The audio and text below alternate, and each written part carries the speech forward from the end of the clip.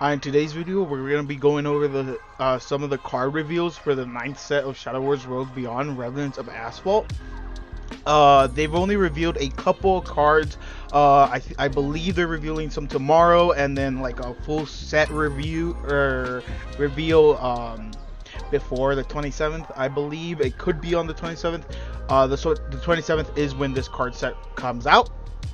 But yeah, I'll do a video of all of them and just kind of go over each card and then do a full set review when it comes out.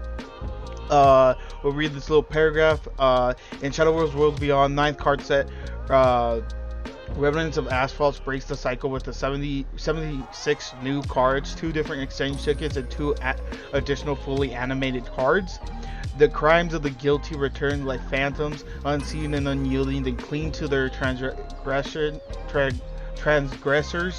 with relentless persistence. Know your crimes, convict.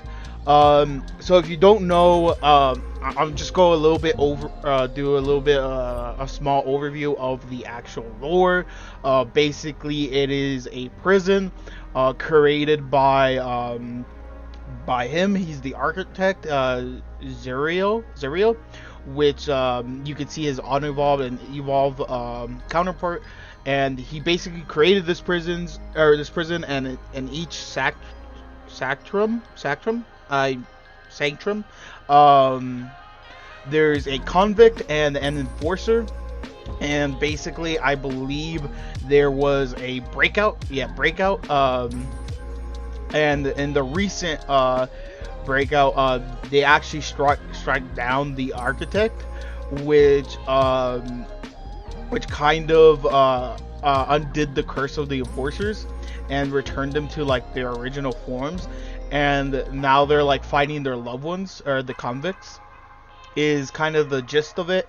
There's more story for each convict and enforcer in this page, the prison logs, and I encourage you to kind of read through this. It's actually pretty interesting.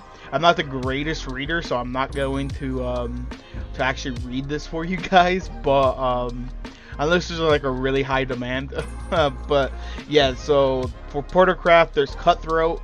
For the convict, Cutthroat is probably one of my favorites. We can just salvage what you can and scrap the rest. Come home with me, brother. Yeah, and then Asden is the enforcer, which we'll see. Filth like you could never comprehend my ideals. Reconciliation after all that you've wrought? So yeah, these two are fighting, obviously convict and enforcer. And yeah, there's multiple. I'm not going through all of them. Like I said, it's quite a bit. I think the only one that has multiple convicts and enforcers is Abysscraft, just because Bloodcraft and Shadowcraft got combined, as you can see here. But yeah, I recommend going through all of this for you guys, or when you have the time. There's a bunch of good lore in here. But yeah, and I guess we'll just start going over some of the featured cards, some of the card reveals. We've only got revealed some in Swordcraft, some in Runecraft, some in Portalcraft, and one in Neutral. And my honest takes for first impressions, I really like this, the direction of this card set. I think it's much more interesting than the Chronicles of Destiny. And yeah, and so we'll just go over it. So we got Whirlpool Gunner, which is a silver. It's a 3-cost 3/1. Summon a Dread Pirate's Flag, add a Gilded Goblet to your hand. This Dread Pirate's Flag is kind of the whole point of this archetype, which has a countdown 7. Whenever you play a spell, advance this amulet's count by 1. Last words, deal 2 damage to the enemy leader. So yeah, I mean, it's pretty simple. You play a bunch of spells and you burn the leader, and you summon a bunch of these amulets. This is an amulet, a 1-cost amulet. And then And then for the next card, it's a 4-cost spell, Lage Door, I believe that's how you say it. Summon a Dread Pirate Flag, deal 2 damage to all enemy followers, and hand 6, summon 2 instead, deal 4 damage. Pretty simple. And then Barbaros is the Convict for Swordcraft. It's a 7-cost 4/3. Summon a Dread Pirate Flag. Advance the count of all allied copies of Dread Pirate Flags on the field by 5. This card also has Storm, so it's a 7/4/3 with Storm that also just advances all of your pirate flags on the field. So the burst potential is pretty high, but it's a little bit low power. I don't know how the other cards will help this game plan, but I really like this game plan. Honestly, it's much better than just Storm Face. You know, the idea of having these pirate flags on the field and trying to advance them and burning your opponent is just much more interesting in my opinion. And then also has the altars, which are really sick. And yeah. As for Runecraft, I really like this direction of Runecraft, or at least this archetype. So we have a 2-cost 2/2 test subject. When this follower enters the field, if there's at least 5 other allied copies of test subjects have entered the field this match, give it +3/+3, and it has rush. So it's just a clear, and then it gets much stronger after you play 5 of them. And then Sephi is the Convict for Rune. Sephi has the fuse mechanic, where whenever you fuse to this card, spend 2 play points to summon a test subject, and then on Fanfare, summon 2 test subjects.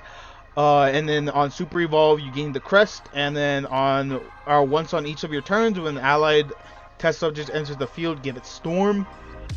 So but it's only once per turn, so it's basically a 5/5 with Storm. I actually really like this direction. It's a little bit less power than what we currently have, but it's just much more interesting. I really like the fuse mechanic, especially with Sephi, and then the test subject. It's just much more interesting. Maybe there's going to be other cards that actually buff up the test subjects to actually make it a win con, but as of right now, it's a little bit less power than what we currently have, but it's still very interesting, and I actually really like it. Also has the alt art, which is actually really sick.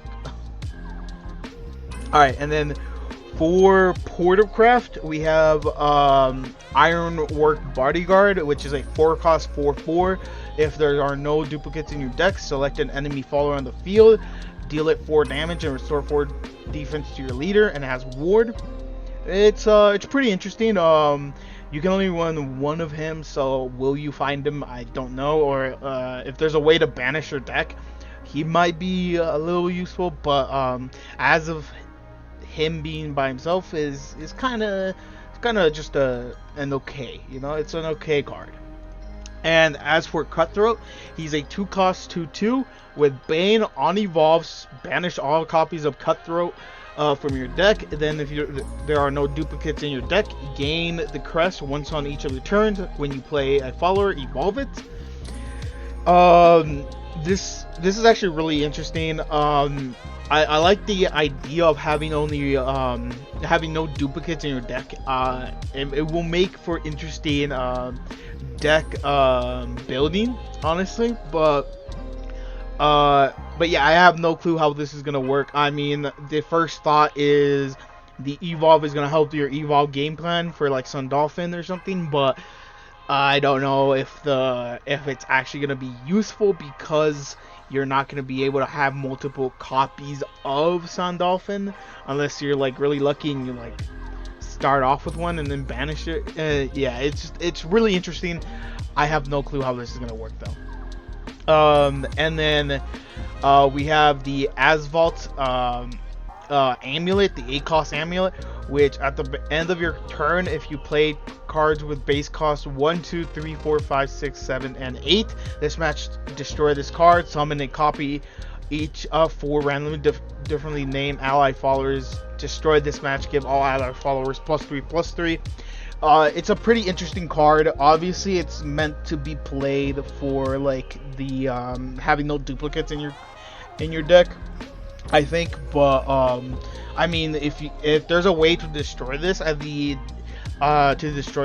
actually get this effect much earlier, without meeting the condition, it will be actually a pretty interesting card. The first thought is like Amulet Haven, but they don't really have many like big storm units, so I mean, you can just summon a whole bunch of like big statted dudes. But yeah, I have no clue how this is gonna work out. But hey, with more card card reveals, I guess we'll see. But yeah, first honest takes. I actually really like this direction. Much more interesting than Chronicles of Destiny, which was just like generic good cards. This one actually has different archetypes, which I really like. For example, Barbaros has the whole pirate flag archetype. Sephi has the fuse archetype with the test subjects. Cutthroat seems like it's gonna be like a only no duplicates deck, which seems really interesting.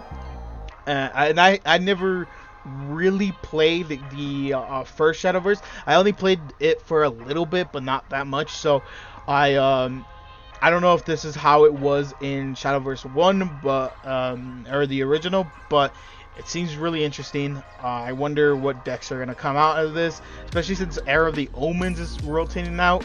A lot of like good cards are rotating. But yeah, I mean, that is Revenants of Azvaldt, at least for right now. When they reveal more cards, I will do another video, probably a shorter video because I won't go over the prison log. But yeah, I mean, let me know if you enjoyed this. Yeah, have a great day.